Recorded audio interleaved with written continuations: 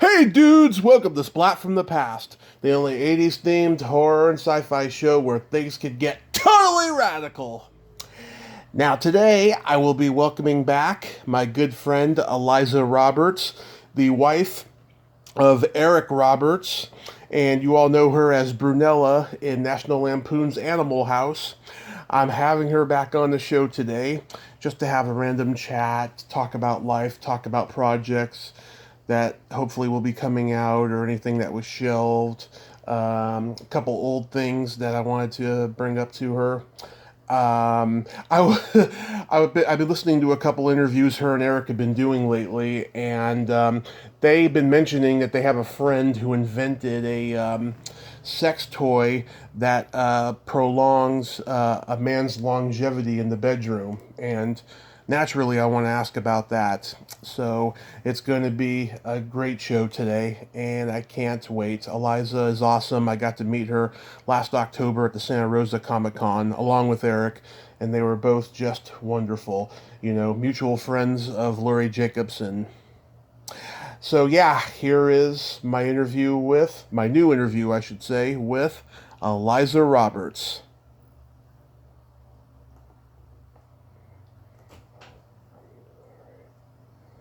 Hey, Tommy. Hey, Eliza, welcome back. How are you today? Doing great. And there's Eric. Hello, hello. Hey, Eric, how you doing? I've been a lot worse. How are you doing? I'm doing pretty good, you know. I mean, considering what everyone is going through and what I'm going through personally, but I can't complain overall. Well, at least it's not like 1492 and the plague, you know, and we all think it's an act of God. Yeah. Right. It's pretty challenging. What's going on with you in particular? Well, you know, I told you in email that, you know, my mother had that accident last month. And Oh, no, what happened to your It mom? was absolutely incredible. she had a Tell Eric about it, Tommy. she had a brain hemorrhage, unfortunately. Um, she'd been okay. So she broke her arm last year, and she had surgery, and then she had to wait a year to have the second surgery. And after this second surgery, she just became very depressed because she was taking that cannabis oil, CBD oil, and stuff. And Right. long story short, she was just feeling very bad and not being herself, and she was drinking a lot, and she just took a fall, and I woke up and found her lying on the floor, unfortunately. Oh, Yeah. I'm so sorry, buddy.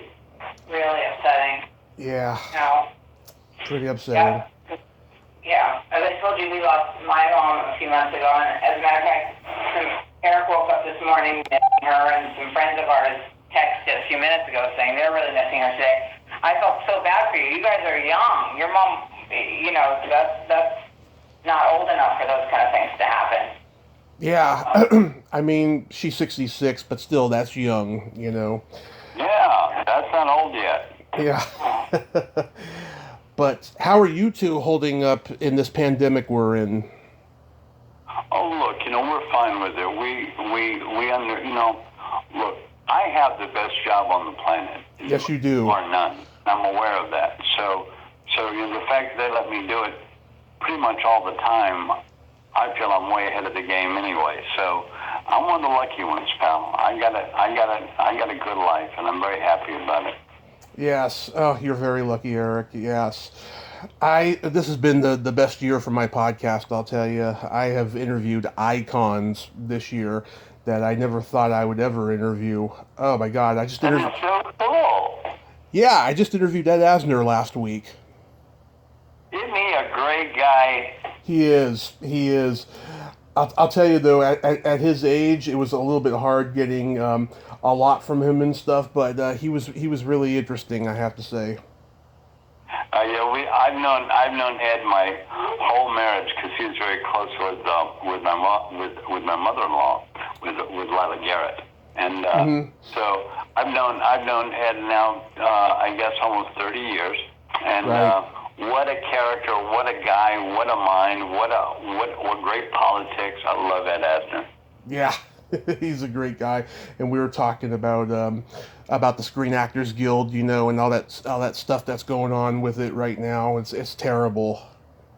Right, I know. I know. Yeah, what do you two think about that? Here's what we think. We think that the guilds have been falling apart for a long time. Right. And they've been doing more like protecting us from work than protecting us in work.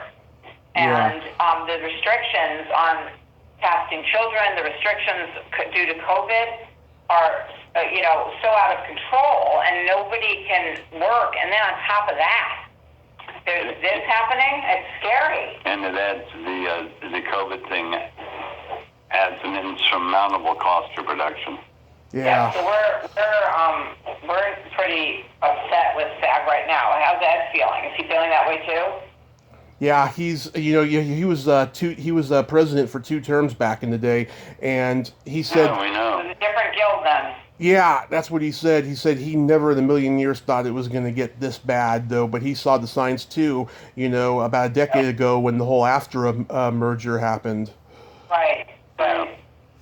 Yeah, it's really, really frightening. I mean, we can't be in a position where, where our pension is in jeopardy. That's just outrageous. Yeah. It's outrageous. The whole situation's pretty outrageous. It is pretty bad.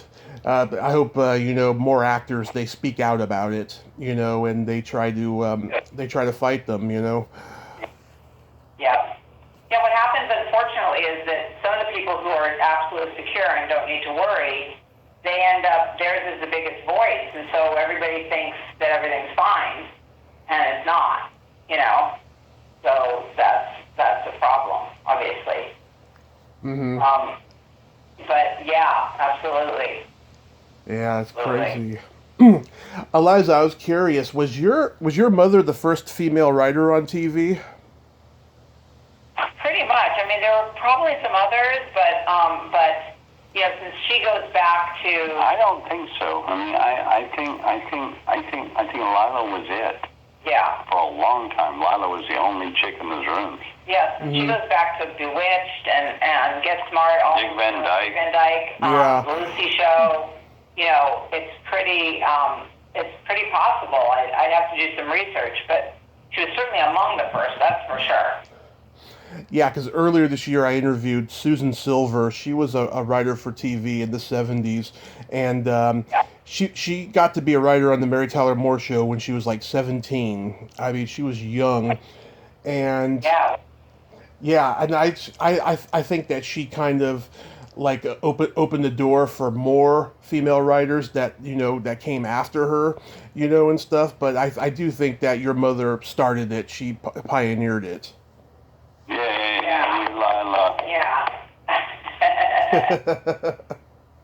Yeah. Exactly. I think she did. She was a true pioneer. Mm-hmm. Well, Lila was more of a man than most men, and I mean that in a completely positive way. She was very independent and very much in control. Yeah, Lila was the boss. Lila was responsible for what Lila did, and that's all there was to it. Mm-hmm. Oh, that's good. That's very good. I was on YouTube recently, Eliza, and I saw you on an old episode of Give Me a Break. Oh, I know. Somebody posted that. I saw that. That was really funny. Yeah. Because that was my stepfather's show also. My mom's common-law husband, Mort Lockman, that was his show. Mm-hmm. So I did a lot of work on that show, casting, and then I was also on it. I know, that was a funny episode. It was so silly. Oh yeah, it was hilarious. She's trying to mess with all the other applicants' heads in the waiting room. She tries to convince you that you have stinky breath, and you just storm out of there. Yeah, she made excuses why everybody else should leave the interview. I know, this was pretty cute. Nell was amazing. She was a pretty troubled woman, but she was incredibly talented. Well, yeah, how many talented people are trouble, Exactly. Yeah, that other actress that was with her, Bonnie Yoursef. Oh God, I wish I could find her. She was so talented. I remember she played a mentally retarded school janitor who has a gift for playing the violin on Punky Brewster one time. Yeah, Bonnie was amazing. Did you look for her? I think she became an attorney. I have looked for her. I cannot find her. Oh, yeah. I'm pretty sure that's what happened to her. Well, yeah, like apparently she passed the bar, huh? Yeah. Yeah. Yeah. She was a great girl. That was a great group. It was difficult. It was kind of traumatic for a lot of the kids working on the show because Nell would intermittently have some drug problems, and that was, they were kids, so they were kind of witnessing some of that. It was kind of rough. Right. Yeah, I've reached out to all the daughters on that show, and they're all kind of standoffish, and I think they have a lot of resentment for the way they were treated on that show, unfortunately. I think they do. We tried, but it was hard to protect them. But you know what? It was a great break. They should realize there's a lot of good that came from it. Mm-hmm. So that's it's unfortunate that they feel that way. Oh well. Yeah. I mean, they should think. That's a lot. Yeah, I mean, they should think. I mean, that's what made them. Yeah, that's true. Exactly. Yeah. You also, Eliza, you got to be directed by Marsha Mason in a CBS school break special called Little Miss Perfect. Yeah, wow, you did a lot of research. That's right. That was about bulimia and anorexia. I played a gym teacher. Yeah. I loved Marsha. We had a great relationship. That was actually based on a true story, and it was really fun to work on. I thought it was kind of an important show. And Marsha she was an incredible actress and an incredible director. Mm-hmm. That was fun. Yeah, Little Miss Perfect. I forgot the title of that, but that's right. That's what it was called, Little Miss Perfect. You never saw that, did you? Never seen that. Funny. Yeah. I've seen almost all your work. I know. No, you haven't seen that. No, there's two things you haven't seen. Have you ever seen General Hospital? Yeah, I have. Oh, okay.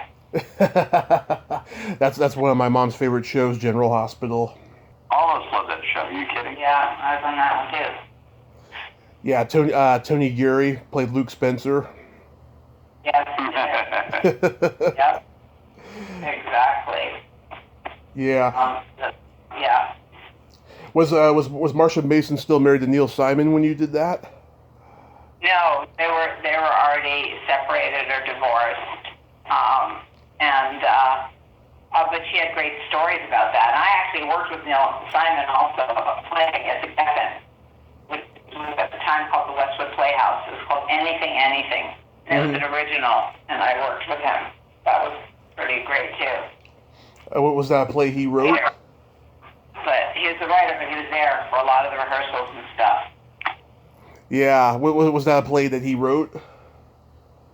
It was a play that he co-wrote, actually. He cooperated on it. And with someone named Andrew Smith and also my mom.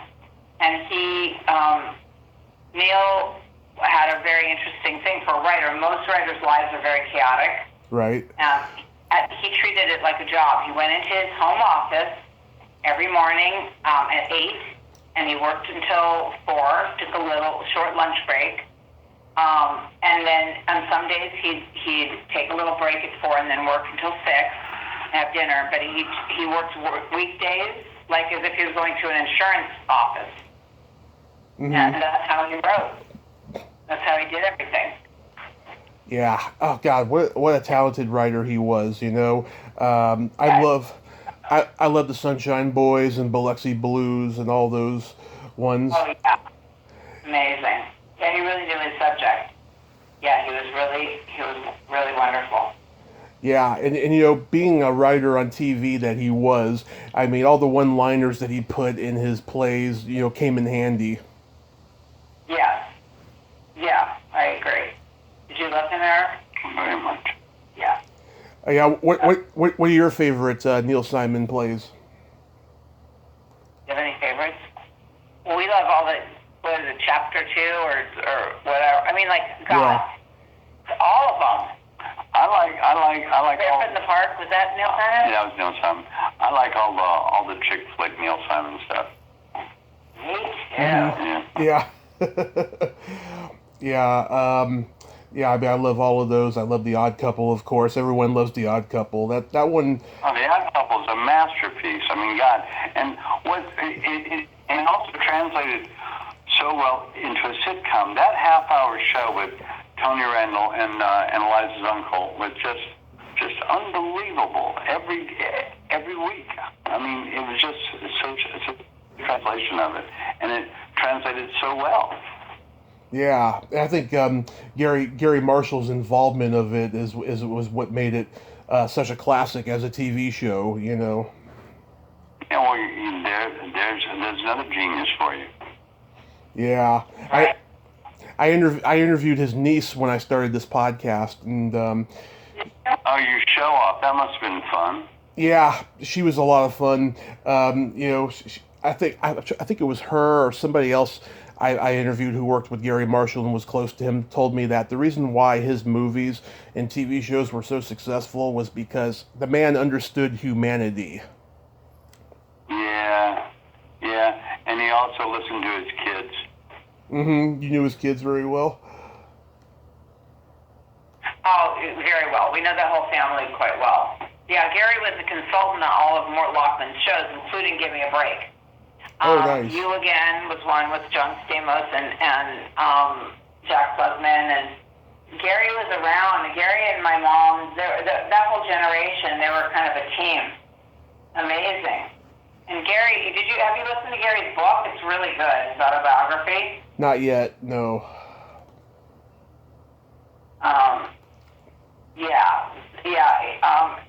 He's you should. You're gonna love it. I'll check it out. Yeah, do you know what it's called? No, I forgot, but just look it up. Garry, he has 2 R's. Gary Marshall. Just look on Amazon or something and you'll find it. Mm-hmm. Or iTunes. Okay, I'll check it out.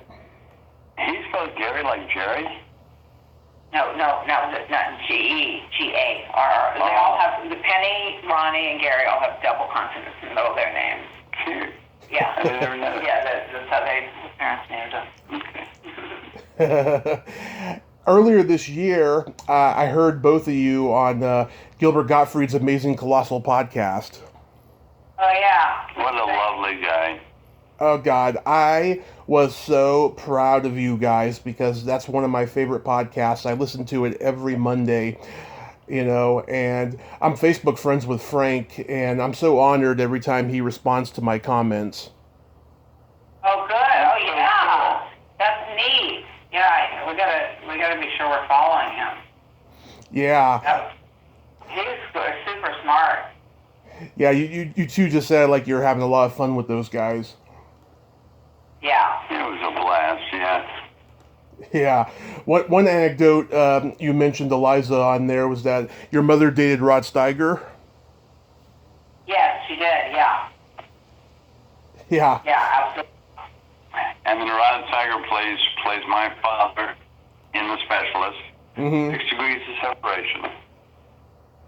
Yeah. The Specialist. Was that the first time you worked with Sly, Eric? It's the first time we actually worked together, but it's not the first time that we knew each other. Now, we had almost worked together a couple of 3 other times before that, and then we finally our schedules finally matched up, and we got to work together. Yeah, and I remember you guys did the Expendables later. Yeah, we're supposed to do a couple of others before that in together, but our schedules didn't match up. Yeah, I remember when the first Expendables came out, and I saw that all you guys were in it and stuff, and even Mickey Rourke. I was just like, yes, oh, that's gonna be great, you know. It's such a fun movie to watch, isn't it? Expendables 1. It is, you know. I mean, even though it's not, you know, a war movie, it reminds me of those old war movies where, you know, a bunch of stars are like together on a mission and stuff. Right. was someone fun to make that thing. Yeah, like a Dirty Dozen or a Kelly's Heroes or something. Yeah. Right. I think that's what he was after, that feel. Yeah. And of course, he's done what, 2 sequels since then? Yeah, because Sly is known as the sequel guy, whether he likes it or not. There's nothing wrong with a good sequel. He did 5 sequels for Rocky and 5 for Rambo. Nothing wrong with a good sequel. Oh yeah, did you see the new Rambo? No, I've yet to see it. Have you seen it? Did you like it? I haven't seen it yet, no, but someone mentioned it was okay. Well, you know what? After the first 2, they're going to okay, because those are so dynamic. But they're fun to watch, all of them. Yeah, they're all good. I love the first Rambo because that one was, based on the book, and it's got a really good commentary about, the plight of Vietnam veterans. Right, yeah, it was very profound. Mm-hmm. And I heard you two mention on Amazing Colossal Podcast that you both have a friend who invented a toy that gives men longevity in the bedroom. Is that what it was? Well, what it is it's not a toy. It's actually a remarkable invention. What at these sex clinics, they have a cure for ED, and what they do is they go up and down the shaft with the sound waves, and it breaks up the plaque. And we have plaque in our bloodstream. That's what clogs up the heart. That's also clogs up in the appendage, and it stops blood flow. And once you go to the plaque, you have blood flow. And once you have blood flow, you have no issues, as it were. And so this friend of mine, who's an inventor, comes up with a kind of a portable version of the thing they have in those sex clinics, and it works. It's just very expensive, and it takes a long time, and you're in a clinic with another person, blah, blah, blah. It's kind of not very private, even though it's to you and one other person. It's still weird, and you have to go to the clinic, blah, blah, blah. And this guy, he invents this machine, he can do it and apparently it works. And Dr. Drew even recommended it. Dr. Drew said, yeah, it works. So this friend of mine comes up with a cure for ED because he understands what ED is, and caused by plaque in the bloodstream.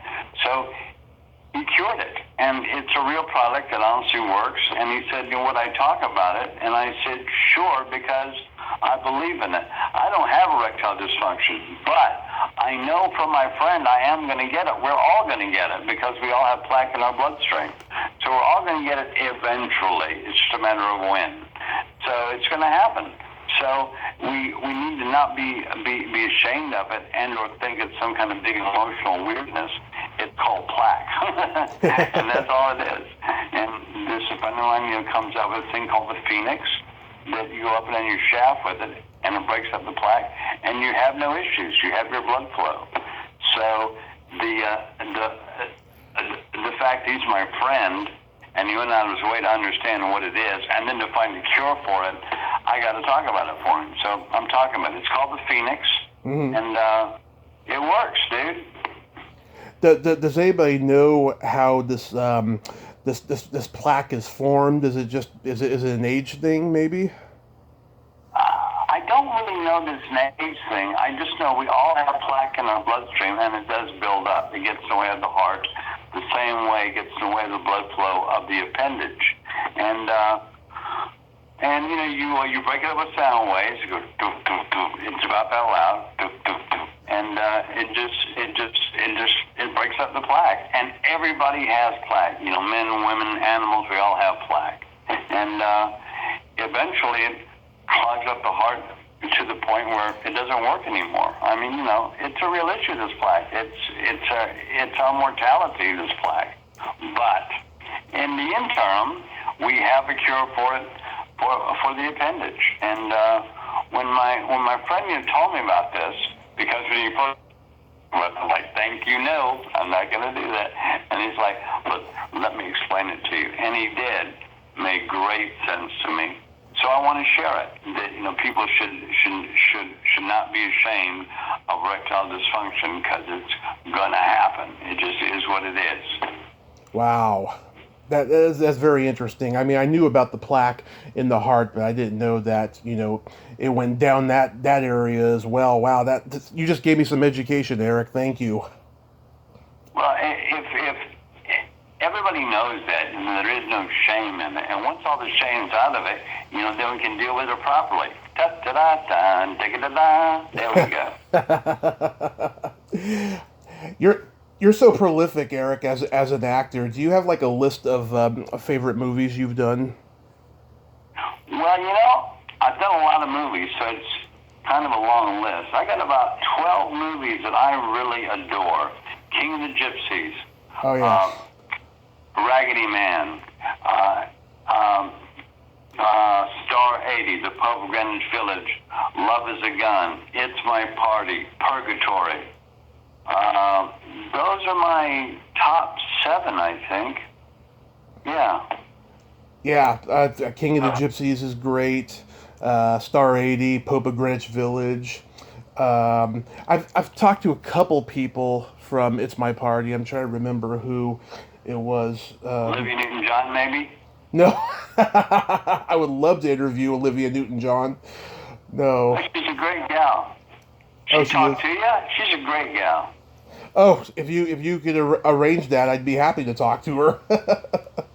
Well, my wife and she talk all the time. I'm like, sure she can arrange something for you. You talk to her, Eliza?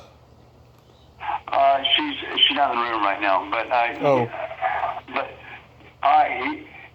he's asking how often you talk to Olivia Newton-John. I said you guys have a relationship. You talk. It's been a couple of months, she says, but they talk. Nice. Oh, I just remembered now who I've talked to. Joe Police. Oh, yeah. He's an interesting guy. Yeah. I like Joe. Yeah. What was it like working with Larry Cohen on Ambulance Blues? Larry Cohen is a movie geek, and I am too. So when I work with other movie geeks, I'm at home. I'm very happy. And Larry was a real movie geek. He just knew movie history. He knew movie makers. He knew what footage, what stock to use. He knew stuff. He was a movie geek. And as a movie geek to myself, I was in love with Larry. I just think he's a great guy, and we had fun making a movie together. Real fun.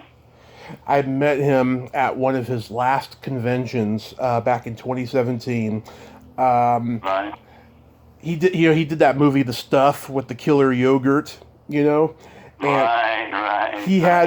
He had over 1,000 of those cups in his closet for 30 years, and the last couple of years he was alive, he took them all to conventions and sold them, and I bought one from the last batch, and I'm so lucky I have it. Yeah. So glad you got one. That's so great. Yeah, I have it signed and in my closet, but I'll tell you, when I met him, oh God, he was making me laugh so hard. He was, I think at the end of his life, he was a little, bitter and a little curmudgeon for his career and stuff. His self-esteem wasn't that great towards the end, but I appreciated the moment, and my Facebook profile picture and my Twitter profile picture is me and him. Oh, that is so cool, man. I really like Larry. He was a lovely man. He was, in spite of all that craziness. I was curious, how did you get to be doing a cameo in The Cable Guy? Well, what's the star's name? Matthew Broderick and Jim Carrey. Jim Carrey. Jim Carrey was after me for a while to cameo in a couple of his movies, and it just never worked out schedule-wise. And then this one came up, and he asked if I'd do it, and I went running. It was such a fun little part. Yeah, my dad and I, we saw it in the theater, and we were just cracking up when we saw you. Yeah. Now, Jim is a genius, and he comes up with really cool stuff way outside the box, and he's just a fascinating, really gifted guy. Eliza's back. Nice. Hey, Eliza, I was curious. Since the whole Black Lives Matter thing happened, have you heard from any internet trolls who think you should be canceled because of the primitive cultures joke in Animal House? Actually, even before that, yeah. I think when we went for the 40th reunion up in Cottage Grove, Oregon, there was starting to be a lot of, podcasts and other shows that were really questioning the movie and feeling it was racist, not understanding that, and that was the first time that there was that kind of feedback. Yeah. Weren't understanding was Animal House was a period piece at the time we made it. It wasn't about, we made it in 77. Right. It wasn't about the 70s. It was about the 50s. And it was about a time, that's the whole point. It was about a time, kind of a racist time. What they were trying to do was a send-up over how ridiculous that was. Right. And in fact, it was very important in the scene that we did in the with Oh This Day and the Nights. We kind of left it where just the guys came and then they said, "Do you mind if we dance with your dates?" And then the next thing, you never saw the girls again, right? Right. And then they added, while we were there, but several days later, they added the scene where you saw us walking home. Because they realized that otherwise what it looked like was that because the people who came to dance with us were black, it looked like something bad happened to us, and they needed to make sure that that was not the message they were sending across. So that's when they added that scene where we're walking home and going and talking about Frank and, about Tim Matheson and stuff. Right. They needed to show that the girls were okay. So, but the whole point of the movie was to put down the racism of the 50s. And so, there are the people who are commenting and feeling the movie is racist. None of them are black. Right. They're all white. And what black people are saying in response is, that's not a racist movie. That's the whole point. It makes fun of and puts down racism. It puts down racism with a satirical tone. But that's the whole point of the movie. So people are misunderstanding, and there is a little bit of trolling going on. Yeah. And that movie has remained very popular with all generations, but I don't know if it's going to stay that way. Yeah, it's insane. Like I heard recently, you probably heard this, I think HBO took Blazing Saddles off their roster or something like that. Yeah, I did. Wow. Everybody's very worried, and so I suppose we should take the Gone with the Wind also off because of how the blacks are portrayed in that as being subservient. Well, that was the role those are the jobs that they had at that time. So I think they have taken it off, by the way. Really? Oh yeah. Yeah, no, we're not unless we're doing a look at those times with a comment about how awful it is and how we've come a long way. You can't. It's not entertainment. Wow, but we're actually showing a time when historically that was the truth. Yeah, but we're not making the right commentary on it. I see. Okay. Yeah, we're just letting it be there as if it's acceptable. So that's not okay. Yeah. Yeah, it's ridiculous. I never thought we would ever get to this point, in our American society. I know. I didn't either. Because it's actually having the reverse effect, unfortunately. It's really, really good that there's progress in those areas, but the misunderstanding and paranoia is unfortunate. It's not helping the cause. Yeah, it's making it worse. No. We're in a weird place. We are in a weird place altogether. Don't you think? Yeah, it's scary, and it's going to be very interesting to see what happens in the next decade, because I remember, when Y2K happened and stuff, I just saw the world start getting weirder and weirder from there, and it's going to be interesting to see what the next decade's going to bring. Yes, I know. Very. I can't imagine. I tell everyone it started with the internet, and it just kept gradually getting weirder and weirder. You're Yeah. right. It kind of started with the internet. I hadn't thought about that, but you're right. Yeah, like once it started, things got weird. Then 9/11 happened, and then the internet got super popular and social media, and then it was gone by that point. The world was just gone, insane, crazy. Yeah, that's true. Well, the meek inherited the earth in that with Steve Jobs' invention, everybody has the power, and meek people have as much power as the president of the United States as far as communication goes, and they've inherited the earth, and that's just how it is now. I know. Yeah. It's insane. Are you both worried about the future of conventions with this whole pandemic? Yeah. Well, it's something to think about. Yeah. Right. Have you two been invited to be involved with the virtual cons? Yeah, we have. It's really complicated. I mean, there was one we couldn't do because we were on set and we were shooting at that exact time, and there was just no way to take the time off. But they have to make it a lot easier because that was just unbelievable. The login, it was like 40 different emails with all kinds of complicated. We were supposed to do a panel, complicated. There's until they get that down, there's no way. Most of the people dropped out. They couldn't do it because they couldn't figure it out. So yeah, we have been invited, and we will do those. They just have to be a lot easier. You can't have to get a tech over to teach you. Do you know what I mean? Yeah, I personally won't take part in them because there's all these silly rules about how you only get 2 minutes to talk to this person and all that stuff. It's just it's not the same. Yeah. No, it's not the. No, and also if the whole point is that personal contact, that's not personal contact. Yeah. You might as well just watch a show. Yeah. So, I know.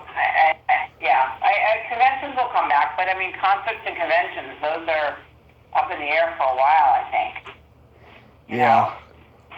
Yeah, I'm just totally worried about those. I mean, they've been my likelihood for the last 4 years that I've been, getting into all of this and stuff and starting this podcast. I mean, I wish, I'd had more years with them before all this happened.